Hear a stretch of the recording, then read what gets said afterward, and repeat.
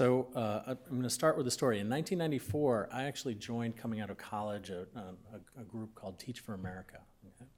And I learned about it after learning about an innovator named Wendy Kopp coming out of Princeton, who designed something like a domestic Peace Corps for teachers. They recruited recent college graduates to go into school systems around the country that were hard to staff schools. School systems. They had difficulty bringing in teachers, and they had severe teacher shortages. And I thought that was kind of innovative, and I joined in. I went to a place called Shreveport, Louisiana, northwest Louisiana, which is a fairly tough city even today. Back then, it was, I think, on the top 10 list for most violent cities in the country, and a difficult place. I was assigned to teach special education in Ledbetter Heights, which is named after Hootie Ledbetter, the famous American folk and blues musician and minstrel, an innovative himself, who was so innovative he sang his way out of prison twice for murder. That's 2 times murder, 2 times out of prison. But the middle school I taught in, Hollywood Middle School, was nothing like Hollywood, California at all. The school system itself, the school building itself had very high metal walls, some corrugated metal walls, and there was razor wire at the top of the walls. And the razor wire faced out, not in. It faced out, which was to keep burglars from coming in, okay? There was copper flashing on this 1960s building and downspouts, which were routinely stolen for scrap metal. When I drove to school in the morning, I used to go in very early. I passed by, as you imagine, fairly dilapidated houses and what we call shotgun houses, very thin houses that were worn down. There weren't many cars around, and there were routinely gaps. It looked like Detroit does, gaps between the buildings. And in between the buildings were high grass or untended lawns, and you would often see packs of dogs that were curled up, sleeping, waiting for the sun to come up to wake up in the mist between houses. Okay, it was just wild. It was very, very unusual experience for me because I grew up in a far more privileged place in upstate New York, in Ithaca, New York. This is what my kids saw every day. I started teaching Louisiana history with 16-year-old textbooks, okay? And these were the types of conditions I experienced that Kozol has written about in American Education quite eloquently. My point in sharing that little story is those conditions still exist in American schools. They're remarkably robust problems that you have the capacity to try and ameliorate. I'm not going to geek out and tell you about technology that I think could win over the hearts and minds of children. I think that's in your wheelhouse. But I will implore you to please direct your talents where they're needed the most. Okay? So here's what we do know. The best way to improve education in the United States, to lift our international prominence, to raise our achievement, to close achievement gaps, is to improve teaching. Full stop. Yes, children do well on test scores, and they develop well, and they have better medical outcomes if their parents are of high SES. That is true. But under the control of schools, under the control of principals, teachers are the most important and consequential variable that contributes to the advancement of children. So your tech should be focused on teachers, in my opinion. The production, the development, the improvement of the training of teachers and where they're teaching will make a consequential difference to children's lives. If you can do that, if you can steer this advanced tech, this opportunity through high bandwidth network systems, if you can figure out a way to connect high quality teaching and teachers to that technology, particularly where it's needed the most, you're going to contribute to an amazing solution in the United States. Okay? And arguably in other places in the world as well. So under the control of teachers, of principals, are teachers. If you can work on that one issue, that's great. And the second thing, you've heard me ruminate on this just a little bit, is high quality teachers are actually not evenly distributed in the United States. It's quite segregated in the US. Did you know that 85% of teachers teach within 45 miles of where they graduated from high school? 85% within 45 miles of where they went to high school. And you can think back in high school, you probably had a teacher that graduated from that high school and you were like, oh, the old dog's been there a long time, right? Okay, that's actually quite systematic across the United States. It's an even pattern. Teaching is a very localized profession. It's a little more localized than other types of professions, street-level bureaucrats like nurses, okay, and social workers and cops. Teachers tend to teach where they're from, and they tend to be interested in teaching, in places where they grew up and where they were raised. Which means we've got a quality, a capital, human capital swirl, right? And it's a difficult labor market to break, but technology could help. Could your technology help?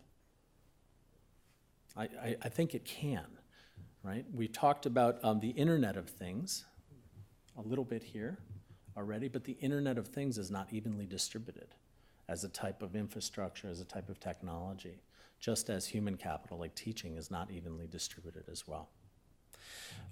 So can you break this labor market pattern? Teachers do enjoy challenges. Teachers tend to have slight preferences for teaching in places that are less, well, let me say this. There's a segment of the teaching population that is attracted towards hard conditions and difficult teaching circumstances, and there are those that tend to shy away from it and gravitate towards less variability in their teaching jobs. That's okay too. Technology can help teachers do that sorting process better, where they can match their preferences to teach in certain ways with children that want to learn that way. Okay, that type of dynamic can be improved through improved technology. So I mentioned that the finest American teachers on average are not in schools where the greatest concentration of children living in poverty are. Okay. These types of educational deserts are highly associated with poverty in the United States, and tech can improve that and ameliorate that. The type of advanced curriculum and curriculum innovation, hardware, software that we've seen here, access to books and materials are not evenly distributed. So the challenge to you is can you make them more distributed, right? Inexpensively to the places where they're needed the most. We talked a lot about virtual reality here, which is an amazing opportunity, augmented reality, to bring different world experiences where transportation and travel won't let the individuals out, okay? And I challenge you to work on that. So I think the biggest message I just want to leave you with is that the best way to improve education in the United States is to focus on teachers, is to focus on creating high-quality teachers and making sure they're teaching where they're needed the most. Okay, John.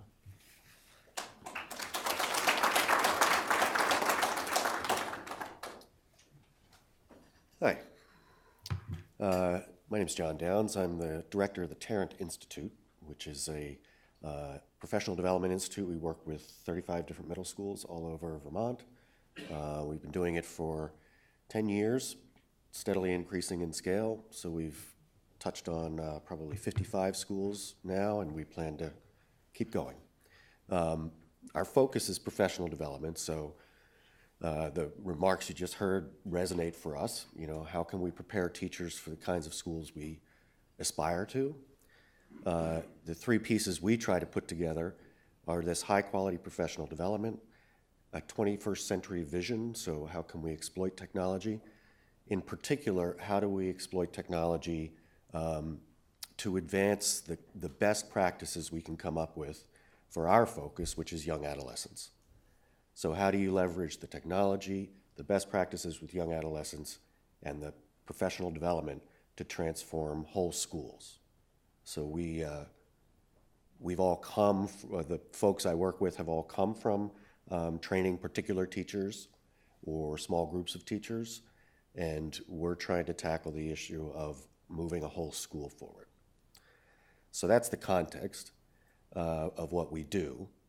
And I wanted to start off with a story of my own. It's actually an excerpt from a fictional scenario that I read a number of years ago, and I think it'll help thinking kind of with my design thinking hat on. This is the empathy portion of the exercise. As he does every morning, Steve Early, age 14, eats breakfast in front of the TC, the telecommunications computer. While he watches a news program in one window, his personal communication service relays a video message in another window from his friend Nelson, who he met at a summer science camp. Nelson's vid message is about a train derailment on a river upstream from the campground where the school groups stayed. Nelson explains, "The train caused a hazardous fuel spill and now endangers the entire ecosystem up and down the river. I'm afraid it'll poison the water and hurt the animals." Also concerned, Steve constructs a scout agent to search for news clips about the accident, sort them chronologically, and store them on the school server. As he finishes his breakfast, Steve and his parents watch the video that the agent retrieved.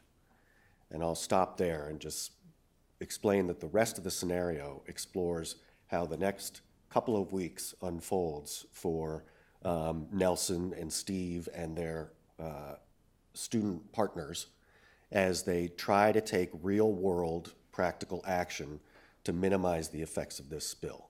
And in the course of doing that, they are using project design and management software that they can access on their, in the scenario referred to as PDAs, and they are able to communicate with students who they are collaborating with closer to the site, as those students act as kind of data gatherers and observers, while the more remote group are accessing university professors and experts and modeling software.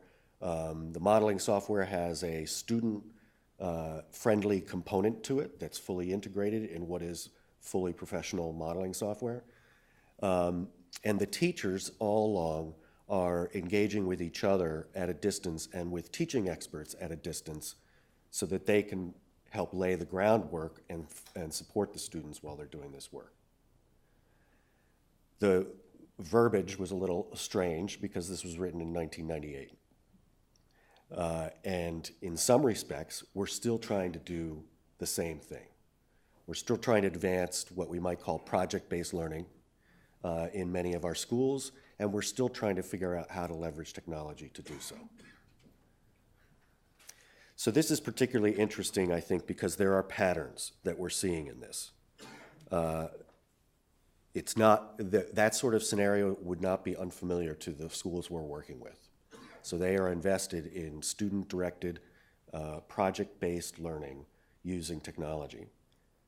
In the course of exploring that, they're finding that it's requiring a complete rethinking of how time and space are used in education, where it happens, when it happens. They're broaching this idea of ubiquitous learning anytime, anywhere, made possible with technology, but also made possible by just thinking outside the box. Where can the learning happen? And why would we constrain it to when teachers are immediately and physically available in schools? There's an interesting trend right now in Vermont and many other places in the country of personalized learning. We have a policy context right now that in some ways permits and maybe even encourages this sort of learning opportunity. And we're in a situation to take advantage of that. So in the course of working with our schools, we're trying to work through compliance with the policy elements, but more importantly, how to interpret those into a rich and meaningful experience for students. Policy very rarely gets us there. So it needs to be interpreted. It gets back to why teacher education ends up being so important.